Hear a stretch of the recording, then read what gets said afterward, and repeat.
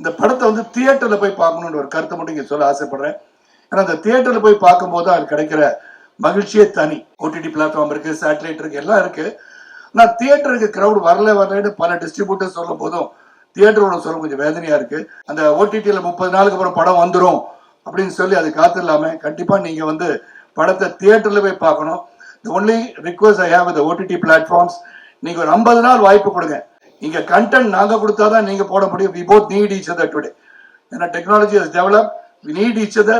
அதே சமயத்தில் நாங்க நடிச்சாதான் உங்களுக்கு ஒரு கண்டென்ட். நீங்க வாங்கினாதான் இதை வந்து ரிலீஸ் பண்ண முடியும் எங்களுக்கு தெரியுது. ஆனா நீங்க ஒரு 50 days டைம் கொடுத்து தியேட்டருக்கு வர வைக்கிறதுக்கு ஆடியன்ஸை வர வைக்க முடிஞ்சா that is the greatest thing that can happen to this industry, because we are here to entertain you. உங்களை நான் மகிழ்விப்பதற்காக. சோகமான ஒரு நிகழ்வு வீட்டில் நடந்து கொண்டிருந்தாலும் சிரிச்சுக்கிட்டே அங்க வந்து நடிக்கிறது வந்து நடிகன் மட்டும்தான். அந்த வேதனைலாம் உங்களுக்கு தெரியாது. எவ்வளவு வேதனையோடு அங்க காட்சிக்கு வராங்க, என்ன நடந்திருக்கு வீட்டுல. ஆனா அங்க சிரிச்சுக்கிட்டு இந்த படம் நல்லா வரணும்னு உண்மையை உழைக்கிறவங்க தான் கலைஞர்கள்.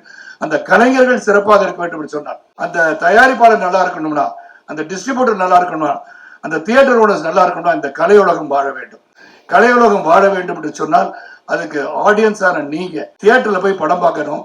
அதே OTT platform, please do something about this industry. It has to grow.